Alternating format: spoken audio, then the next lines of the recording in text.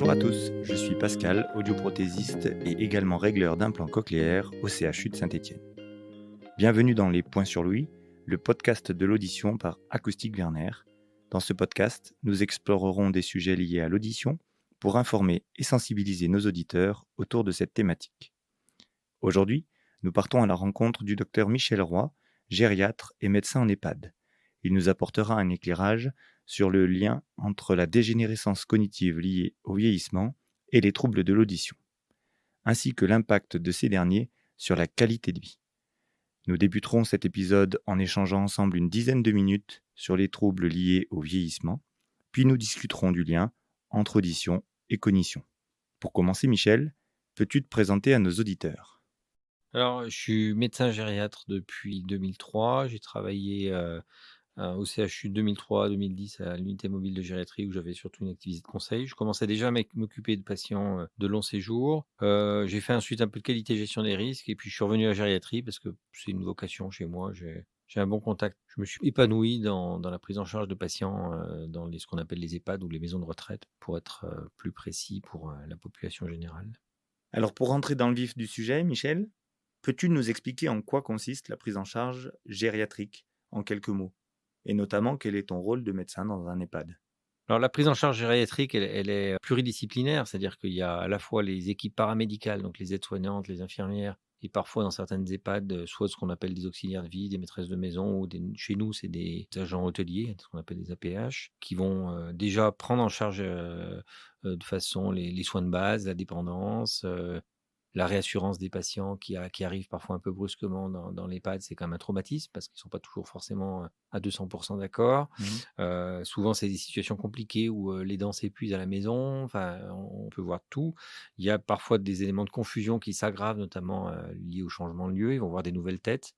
Donc le fait qu'ils revoient toujours un peu les mêmes têtes, ça les rassure. Donc c'était compliqué, hein, dans la période Covid parce qu'avec les masques, c'était pas simple comme tu peux l'imaginer. Et ça va être essentiellement la lutte contre le risque d'apparition d'escarres. Alors que ce soit par des soins type effleurage ou alors avec l'aide de la diététicienne, des apports nutritionnels ou éventuellement même avec l'aide de matelas autogonflants qui permettent soit de prévenir, soit de guérir, entre guillemets, ces pathologies qui sont spécifiques. Et puis la bonne connaissance des syndromes gériatriques comme la confusion, le stress après une chute, etc. Et ça, il y a aussi l'équipe médicale qui, en fait, ce que j'ai l'habitude de dire, c'est qu'il y a un médecin qui est capitaine du navire, et puis il y a les infirmières qui sont les lieutenants, les aides-soignantes qui sont les sergents, etc. Et en fait, tout ce petit monde travaille en concertation. Je crois beaucoup à la notion d'équipe. C'est-à-dire qu'il n'y a pas le médecin qui décide d'un truc ou qui évalue d'un truc de son côté. Moi, on me demande de faire des échelles de la dépendance, qu'on appelle la grille Agir. Pour ceux qui ne savent pas ce que c'est, on évalue est-ce que le patient est capable de faire sa toilette, s'habiller tout seul, manger tout seul, se mouvoir, etc. Ben ça, je ne le remplis pas tout seul dans mon bureau. Je le fais avec l'aide des soignants et des infirmières. En même temps, c'est eux qui sont un peu plus au quotidien avec les patients. J'imagine Bah, que tu peux pas voir tous les résidents tout le temps. Alors non, puisque d'abord j'ai 3 unités à ma charge qui représentent une centaine de patients. Je suis pas à temps plein. Effectivement, c'est elles qui sont au plus près de patients. Elles voient les familles en direct, elles ont les appels des familles les week-ends pour qu'ils demandent des nouvelles ou les soirs, et elles sont au contact des résidents 24 heures sur 20, enfin pas 24 heures sur 24, mais assez fréquemment. Donc moi, j'ai tendance à leur faire beaucoup confiance dans l'analyse des symptômes. Donc elles vont me dire il y a tel ou tel problème, et elles me le font remonter en le marquant soit informatiquement, soit sur un agenda, etc. Je règle les problèmes au jour le jour. C'est ça, en fait, mon rôle. Très bien. Mes patients me disent souvent qu'ils ne prennent pas que des qualités en prenant de l'âge. Quels sont les symptômes normaux du vieillissement? Alors, en fait, il n'y a pas de symptômes normal ou normaux du vieillissement. On parle plutôt de vieillissement normal ou de vieillissement pathologique. Donc, le vieillissement normal, c'est un patient qui peut être très âgé parce qu'on s'aperçoit quand même enfin, je me suis aperçu que les patients dont je m'occupais, ben, on a une espèce de glissement des âges. Au début, c'était 80-83 ans. Bon, juste dire déjà que la gériatrie, normalement, c'est au-dessus de 75 ans. Attention, parce qu'il y a des vieilles études qui parlaient de 65. Donc maintenant c'est 75, ça sera probablement 80 assez rapidement dans les années qui viennent. Et on a des gens très âgés, 85-90 ans, qui sont indépendants. Tout en fait tourne autour de la dépendance vis-à-vis d'une tierce personne. C'est-à-dire que c'est des gens qui conduisent leur voiture, qui vont avoir une ou deux pathologies, une hypertension, un cholestérol, voire éventuellement même une insuffisance rénale, que sais-je.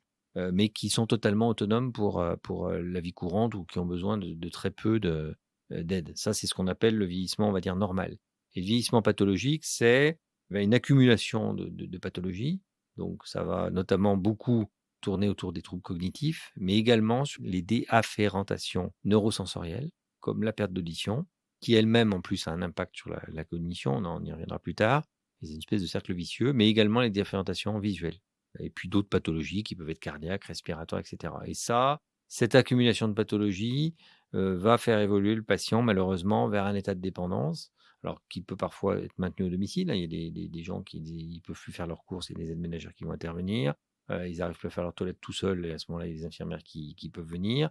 Il y a le rôle de l'aidant et le lien social qui est important, mais le risque, c'est que l'aidant, justement, s'épuise. Et puis entre ces deux extrêmes, si vous voulez, alors après le patient peut éventuellement d'ailleurs être institutionnalisé, mais il ne faut pas perdre de vue qu'il y a beaucoup plus de patients qui sont à la maison que des patients institutionnalisés. Et puis entre le patient, comme je le disais, qui est indépendant, qui a quelques pathologies, mais qui est dans ce qu'on appelle un vieillissement normal ou réussi, et le patient totalement dépendant qui est en EHPAD, il y a toute une espèce de zone qu'on appelle le patient fragile, qui va avoir simplement soit des états intermédiaires, soit juste avoir une presbyacousie, une insuffisance rénale et quelques troubles cognitifs modérés, soit en phase de début, et qui peut être au domicile ou éventuellement institutionnalisé. Mais il y a grosso modo ces 3 états, c'est-à-dire le vieillissement normal, le patient totalement indépendant, en bout de chaîne, le patient totalement dépendant, qui est parfois institutionnalisé, mais pas toujours, et ce qu'on appelle le patient fragile. Alors, le terme cognition que tu as employé fait écho au fonctionnement d'un organe extraordinaire de notre corps humain qui est le cerveau. Et ce cerveau-là, en prenant de l'âge, fonctionne moins bien. Donc aujourd'hui, la maladie d'Alzheimer notamment est connue dans le monde entier et inquiète, je dirais, pas mal de monde, que ce soit les anciens ou leur entourage, parce que au niveau des familles, c'est un mot qui fait peur. Et pourtant, il ne s'agit que d'une des démences possibles liées à l'âge. Il ne s'agit que de troubles neurocognitifs majeurs, pour employer le terme exact. Est-ce que tu peux nous expliquer succinctement ce qu'est une dégénérescence cognitive liée à l'âge? Alors là pareil, je vais répondre encore un peu par une pirouette. Il y a pas de dégénérescence cognitive liée à l'âge. Avant, on parlait de démence sénile, mais ça, c'est des termes qui sont un petit peu, on va dire, old school, voire même carrément mis de côté. Il y a, soit, ce qu'on appelait avant, l'oubli bénin lié à l'âge, c'est-à-dire des troubles, cognitifs avec une plainte mnésique d'un patient qui est âgé, qui dit: «Bah, j'ai l'impression de perdre la mémoire», donc il va peut-être perdre ses clés, il a des troubles attentionnels, il peut lui arriver d'oublier des rendez-vous, et ça, il faut à mon avis absolument alors déjà faire un test de dépistage rapide des troubles de mémoire qui peuvent se faire au cabinet du médecin généraliste. C'est par ce qu'on appelle le test de Folstein ou Mini Mental Status. C'est un questionnaire basique sur 30 points qui permet de faire un état des lieux, rapide mais très très grossier d'éventuels troubles cognitifs. L'avantage, c'est qu'il est facilement reproductible, qu'il est validé. Par contre, le gros inconvénient de ce test, c'est qu'il est très grossier. Donc, dans des situations un petit peu de «troubles cognitifs» entre guillemets, qui seraient liés à l'âge ou précoces, il va être mis en défaut. Les gens vont être d'autant plus s'ils ont un très haut niveau, socioculturel, et à ce moment-là, il faut à mon avis, proposer ce qu'on appelle un bilan neuropsychologique. C'est donc des neuropsychologues, c'est les mêmes qui font les tests, de QI, qui vont pouvoir, alors là, autant le test de Folstein peut se passer en 5-10 minutes. Là, c'est un test qui va durer 2 heures et demie. Sur le rappel des 3 mots, on demande à un patient, ça c'est dans le MMS, on fait apprendre à un patient 3 mots, puis on lui demande après une épreuve distractive de les répéter. Là, ça sera 8, 10, 15, 20, 24 mots, et il teste toutes les fonctions frontales, etc. Et donc ça dure 2 heures et demie. Et ça, le test va permettre de dire c'est plutôt des troubles attentionnels, c'est plutôt quelque chose de bénin, ou alors c'est plutôt pathologique. Il faudra à ce moment-là déclencher une imagerie cérébrale, des prises de sang. Et du coup, parmi ces, on va dire, ces signes avant-coureurs qui doivent alerter, sur quoi il faut, être vigilant? Tu as parlé de petites pertes de mémoire, d'oubli de Là, rendez-vous, qu'est-ce qu'il peut y avoir il d'autre? faut être vigilant sur, notamment sur ce qu'on appelle les épreuves instrumentales. C'est des gens quelqu'un qui, par exemple, gérait ses comptes ou faisait la déclaration d'impôt qui ne le font plus. C'est des gens qui, oublient leur liste de courses ou qui oublient un certain nombre de choses, mais de façon répétée, et qui finissent par mettre la puce à l'oreille à l'entourage. Mais le problème, c'est que quand ces signes-là arrivent, Ça veut dire que si jamais il y a une maladie, enfin un trouble neurocognitif majeur, donc on parle de maladie d'Alzheimer pour être un petit peu simple, mais il y a beaucoup d'autres démences, hein. Il y a notamment la démence à Cordes-Lewy, il y a des démences frontales, etc. Mais c'est vrai que la maladie d'Alzheimer est de loin la plus fréquente. Et à ce moment-là, il faut expertiser quoi qu'il arrive, hein. Et le bilan neuropsychologique permettra de le mettre en évidence. Mais effectivement, quand déjà on s'aperçoit de ça, la maladie, elle évolue déjà depuis au moins 10 ans. Alors, il y a effectivement un certain nombre de marqueurs, probablement dans l'avenir, biologiques, qui permettront ça c'est un peu l'avenir de la maladie, de dire, bah, chez ce patient, il va sûrement se passer quelque chose, quoi. Le souci, c'est qu'on n'a pas de traitement curatif de cette maladie. Enfin, il y a quelques produits qui commencent à sortir, mais ça reste encore beaucoup trop tôt pour parler de pour... traitement. Et alors, si on ne parle pas de traitement, est-ce qu'il y a quand même des choses à faire, des solutions à envisager, ou au contraire des erreurs à ne pas commettre? Effectivement, nous, on prêche quand même plutôt pour faire un dépistage précoce, mais ce qui peut avoir l'inconvénient quand même d'être assez angoissant. Quand on voit que les gens alors quand ils ont une plainte mnésique et qu'on leur explique et que les gens souhaitent un bilan neuropsychologique, c'est un peu moins gênant, mais il y a des gens qui ne demandent rien à personne et qui n'ont pas forcément envie de voir le neuropsychologue parce que c'est très angoissant de se dire je vais avoir une maladie Alzheimer. C'est un peu à double tranchant. On conseille quand même de faire le bilan neuropsychologique, l'imagerie et puis éventuellement les quelques prises de sang qui vont avec, parce que ça permettra quand même d'une part que les gens soient prévenus, notamment l'aidant, la famille, et puis de mettre en place quand même un certain nombre de choses, même si parfois, comme je le disais, on arrive un peu tardivement, mais mettre de l'orthophonie, corriger une déférentation neurosensorielle qui parfois, enfin on y reviendra tout à l'heure, mais qui peut parfois aggraver les troubles cognitifs, et mettre un certain nombre de mesures, éventuellement un accueil de jour. Bon, c'est des petits moyens, mais on sait que ça peut quand même avoir un intérêt. Proposer aussi aux gens ça c'est pareil, ça peut être des psychologues ou des neuropsychologues qui font de l'entraînement cognitif, proposer des activités type mots croisés, des activités intellectuelles. Le lien social aussi est important. Les gens qu'il faut qu'ils aient un lien social. Souvent, on s'aperçoit que les gens qui sont dans une grande solitude aggravent considérablement et très vite leurs troubles cognitifs. Je crois qu'il y a aussi l'alimentation qui joue beaucoup, Alors, l'activité physique. Effectivement, on ne sait pas encore grand-chose, mais on sait que enfin, c'est en fait des études épidémiologiques, donc il y a sûrement beaucoup de biais. Il faut effectivement, il y a un certain nombre de facteurs de risque qui seraient liés à l'apparition de ces maladies, et on met de côté les formes familiales. Mais effectivement, l'activité physique est conseillée, le contrôle des facteurs de risque vasculaire, donc traiter une hypertension artérielle, traiter une hypercholestérolémie, traiter un diabète, avoir une alimentation équilibrée, éviter l'alcool, éviter le tabac. Voilà, c'est des choses qui, a priori, pourraient favoriser l'apparition, alors pas forcément que de l'Alzheimer, il y a aussi ce qu'on appelle les démences mixtes ou les démences vasculaires. Là, elles sont fortement corrélées à tous ces facteurs que je viens d'évoquer. Donc la prise en charge est quand même globale et mérite une attention particulière et des patients et de leur entourage, et aussi une stimulation. Du coup, c'est important de maintenir une stimulation. En termes de vieillissement, on va parler de l'audition, qui est un facteur clé aussi, si je comprends bien tes propos.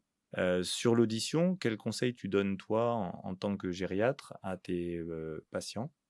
Alors moi, le problème, c'est qu'il y a un petit biais parce que c'est par définition, je travaille dans une EHPAD, donc j'arrive un petit peu en bout de chaîne. Ça m'empêche pas d'avoir un avis sur les patients, parce que là, on parle surtout, enfin, je pense que le podcast, il est aussi à l'attention des patients qui sont à la maison ou de leur famille. Bon, après, très clairement, il faut appareiller tôt. Il faut être vigilant par rapport à des gens qui ont été exposés au bruit, parce que ça fait un peu le lit de la presbyacousie. Mais ce qui est clair, c'est que, mais ça, je pense que toi, tu t'en parleras mieux que moi, mais et il faut conseiller donc d'avoir un bilan audiométrique déjà, parce qu'on parle d'appareillage, mais il faut quand même que les gens puissent aller voir l'ORL au moins la première fois. Faire un bilan audiométrique, même à partir de 50 ans, ça ne me choque pas. Il ne faudra pas oublier aussi qu'on va avoir une génération de gens qui ont été exposés au bruit, notamment lors de concerts, de rock en particulier, ou de techno, ou éventuellement même des concerts de musique classique, hein, parce qu'on sait qu'un orchestre symphonique avec les cymbales, ça peut monter très très haut. Et il y a aussi l'attitude, à mon avis, qu'on doit avoir de prévention. Dire que, alors ça commence à se voir dans les concerts, hein, les enfants, ils ont des casques anti-bruit, ils distribuent pratiquement tout le temps des bouchons. Voilà. Donc je dis aux gens, si vous allez à des concerts et que vous n'avez pas de bouchons, ils en ont toujours au bar ou à l'accueil. Je crois qu'ils sont plus ou moins obligés d'en avoir. Et sinon, effectivement, avoir des filtres de quelque qualité. Il y a des choses très simples. Enfin, après, tu en parleras mieux que moi, plus sophistiquées. Mais je pense qu'on va avoir la génération de gens qui ont été exposés au bruit pendant les concerts et on va avoir un peu des problèmes à ce niveau-là, je pense. Parce que c'est des choses moi, quand j'ai commencé à aller voir des concerts rock, dans les années 80, on n'était pas du tout sensibilisés à ça, y compris les musiciens d'ailleurs, hein. Il y a toute une génération de musiciens qui est devenue sourde parce qu'ils se protégeaient pas, avec leur retour et cetera, quoi. Alors c'est vrai qu'en caricaturant un peu, on est une génération d'anciens qui se sont abîmés les oreilles au travail, parce que le côté nocif du bruit était pas forcément connu à l'époque. Aujourd'hui, en milieu professionnel, il y a des normes de protection qui sont actées et qui sont en théorie appliquées, à condition que les salariés portent les protections qu'on leur fournit. Par contre, on a une génération qui, en effet, s'abîme les oreilles un peu plus dans les loisirs. Donc on voit ça dans les concerts, comme tu l'as très bien dit, dans les discothèques. On passe le samedi soir en discothèque, le dimanche matin, on a les oreilles qui bourdonnent. C'est le signe d'une souffrance de l'oreille. Et malheureusement, c'est une souffrance bien souvent irréversible. Les cellules de l'oreille qui sont touchées, que ce soit en lien avec le bruit ou avec la presbyacousie, pour le sujet qui nous amène sur les personnes âgées, la presbyacousie, c'est une dégénérescence neurosensorielle liée à l'âge. Alors, pour expliquer clairement, il y a des cellules dans l'oreille qui permettent d'entendre les sons graves, les sons médiums et les sons aigus. Et en prenant de l'âge, les cellules qui permettent d'entendre les aigus ont tendance à s'user. Et c'est dommage parce que les aigus sont porteurs d'une grande partie de l'information de compréhension. Donc, on arrive à se heurter à des personnes qui ont la difficulté suivante. J'entends très bien ce qu'on me dit, mais j'arrive pas tout à fait à comprendre. Et c'est absolument amplifié par le milieu bruyant. Donc, dès qu'il y a plusieurs personnes qui parlent, dès qu'il y a un peu de bruit de fond, on est souvent très vite gêné. Et ben, la maladie professionnelle ou dans les loisirs va avoir à peu près le même effet, c'est-à-dire que ça détériore les cellules ciliées de l'oreille interne qui permettent d'entendre ces aigus. Et au final, le problème est le même, c'est qu'il faut trouver une solution. Et comme aujourd'hui, on ne sait pas réparer ces cellules ciliées-là, qu'il n'y a pas de médicaments, qu'il n'y a pas de chirurgie, et ben le seul moyen qu'on a, c'est d'essayer d'amplifier ces sons-là au travers d'une aide auditive. Et c'est là, pour le coup, que l'audioprothésiste rentre en ligne de mire. Après avoir vu un ORL, tu as tout à fait raison de le préciser, c'est qu'aujourd'hui, l'ORL est le seul médecin capable de poser un diagnostic, que ce soit de surdité ou de presbyacousie pour ce qui nous concerne, et c'est lui qui va faire la prescription pour une adaptation d'appareil auditif. Et l'audioprothésiste prend à ce moment-là les rênes pour expliquer comment ça se passe, expliquer les différentes formes d'appareils auditifs qui existent, expliquer les différents modèles d'appareils auditifs qui existent. On a le 100% santé qui est une avancée de ces 2 dernières années, mis en place par le gouvernement, qui est une avancée extraordinaire d'un point de vue financier, parce que c'était un des premiers freins à l'appareillage auditif précoce, c'était l'aspect financier. Là, le 100% santé, dans 90% des cas, les patients ont une mutuelle qui permette de prendre en charge le 100% santé, et donc qui rendent l'appareil accessible. Après, pour être très honnête, le 100% santé est parfois limité en termes de gestion des environnements sonores et donc de ces fameux milieux bruyants.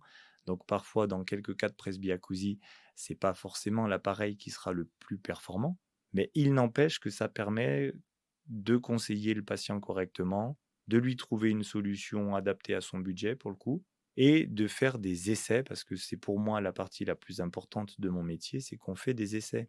Un appareil auditif, c'est pas une paire de chaussures, on l'achète pas pour la porter quelques semaines ou quelques mois. On achète un appareil pour en moyenne 5-6 ans, on va dire à peu près. Et donc, il faut que ça marche, il faut être sûr qu'on le porte et il faut être sûr qu'il soit efficace. Et ça, c'est notre job. Et c'est l'intérêt de faire des essais chez un audioprothésiste. On peut même faire, dans certains cas, des essais comparatifs entre les appareils du 100% santé et les appareils plus performants de ce qu'on appelle la classe 2. Les solutions, on les a. La seule chose, c'est qu'il faut que les patients entendent que l'appareillage précoce est hyper important.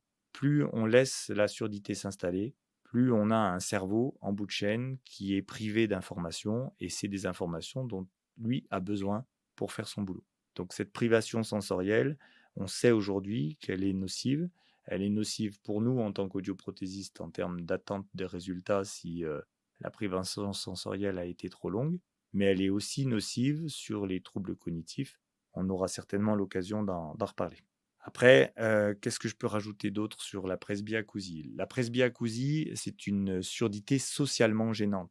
Donc la difficulté qu'on rencontre, c'est qu'on a des patients qui disent: «Oui, mais moi, tout seul à la maison, j'ai pas besoin de porter mes appareils» ou «Voyez, vous, je vous entends très bien, j'ai pas besoin d'appareil auditif. Je suis que gêné quand je suis, en repas de famille le dimanche ou quand je vais chez les copains, la semaine». Oui, c'est vrai, la gêne, elle est surtout sociale, mais malheureusement, le cerveau, lui, il a besoin d'être stimulé tout le temps. Donc on ne peut pas porter un appareil auditif que quand on est gêné ou que quand on en a besoin. Il faut d'abord penser à la rééducation sur le long terme du cerveau, parce que notre cerveau est capable de s'habituer à tout et donc de s'habituer aux appareils auditifs, à condition qu'il ait les appareils auditifs. En moyenne, on dit, au moins 8-10 heures par jour, donc tous les jours.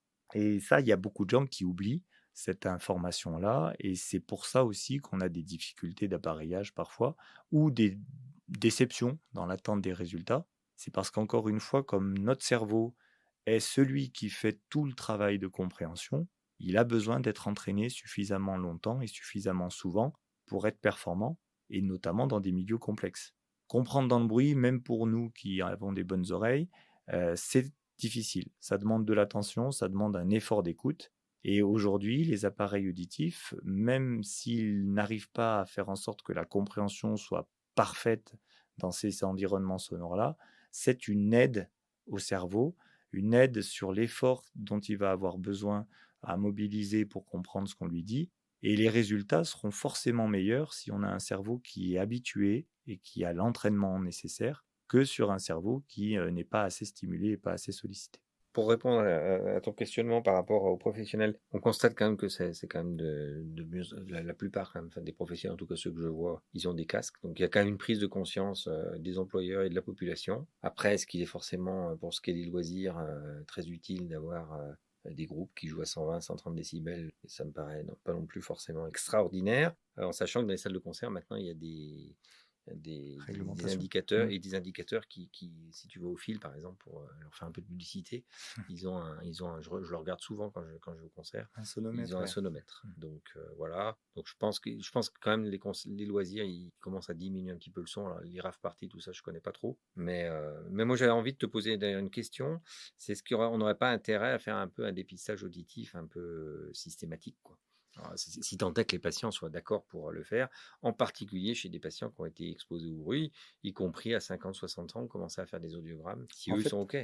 c'est une idée qui est absolument nécessaire, je dirais même. Parce que l'idée, c'est que l'apparition de la presbyacousie est une apparition assez sournoise. Comme on perd de l'audition petit à petit, parce que globalement, il faut bien se rendre compte qu'on perd de l'audition depuis la naissance jusqu'à l'âge avancé. Ça, c'est le cycle naturel. Et comme ça s'installe de façon hyper progressive, il y a beaucoup de gens qui ne se rendent pas compte qu'ils entendent moins bien. Donc, dépister de façon précoce, faire un test d'audition, c'est le seul moyen qu'on a de dire l'oreille va bien ou au contraire, il y a des signes qui montrent que votre oreille, elle ne travaille pas tout à fait assez bien. Et à ce moment-là, savoir à partir de quel moment il faut intervenir. Là, pour le coup, les ORL sont les médecins référents pour faire ce genre de test-là, mais bien souvent, c'est compliqué d'avoir des rendez-vous ORL. Dans la Loire, on s'en sort pas trop mal, mais il y a les déserts médicaux dans d'autres endroits en France où c'est compliqué d'avoir un rendez-vous. L'audioprothésiste peut faire ce dépistage-là.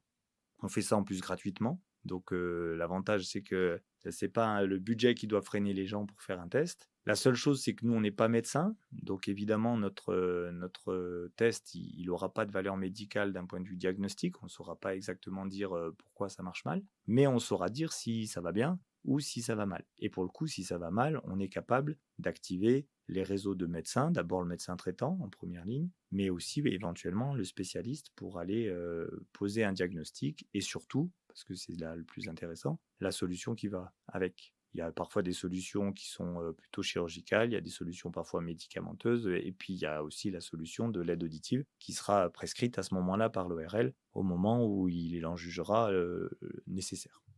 Je pense que ouais, le médecin traitant, il a plus un rôle de coordination parce que on commence à être dans des choses un peu spécialisées. Là. Je ne suis pas sûr que les médecins traitants savent forcément interpréter un audiographe. Je pense que le médecin ORL, il a toute sa place là pour qu'il y ait au moins une validation. Après, il faut effectivement, comme tu le dis, se méfier des pathologies sous-jacentes parce que tout n'est pas que presbyacousie. On peut avoir un orinome de l'acoustique, notamment sur des hypoacousiques qui sont unilatérales. Enfin bon, après, je dépasse un peu mon champ d'investigation, mais avant de faire ce podcast, j'ai un peu relu. Donc, il faut quand même être vigilant. Il faut quand même un examen. Il faut quand même avoir un avis ORL. Mais De ce toute qui est façon. clair, c'est qu'il faut appareiller tôt. Ça, toutes les études le montrent. Et il y a des études très claires qui ont été montrées que sur une cohorte de patients qui sont appareillés, enfin qui ne sont pas appareillés, pardon, le fait d'appareiller les gens améliore non seulement leur fonction cognitive, mais aussi les symptômes de la lignée dépressive. Donc avec des échelles de mesure comme le MMS, qui gagne 3-4 points sur le MMS, et il gagne aussi sur l'échelle de dépistage de la dépression. Bon, c'est des échelles qui peuvent être tout à fait critiquables, hein, notamment celle de la dépression, mais comme il faut trouver des indicateurs qui soient comparatifs et comparables, très clairement, il faut absolument traiter cette presbyacousie le plus précocement possible et surtout l'authentifier. C'est-à-dire que est-ce que c'est une presbyacousie? Bon, c'est le plus fréquent, mais est-ce qu'il n'y a pas autre chose? Alors après, c'est tout à fait logique avec ce que tu nous disais tout à l'heure. Vu qu'on est sur une stimulation sensorielle périphérique de l'oreille, mais que c'est le cerveau qui est l'organe central de la compréhension, c'est obligatoire que d'apporter un peu plus d'informations au cerveau va permettre de maintenir une activité cérébrale. Et cette activité cérébrale, elle passe aussi par un lien social dont on parlait tout à l'heure.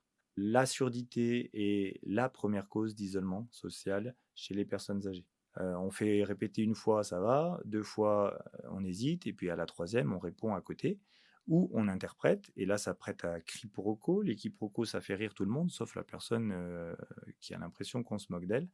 Et c'est là où c'est dommage, parce que finalement, on va s'isoler, on va plus aller au resto, on va plus aller en famille, on va moins voir ses copains, parce qu'on entend mal, parce qu'on comprend mal, alors que finalement, en prenant un appareil auditif, aujourd'hui en plus, qui aura la chance d'être relativement discret et peut-être relativement performant aussi, on a une solution à apporter à son cerveau qui du coup maintiendra une activité cérébrale importante qui permet de lutter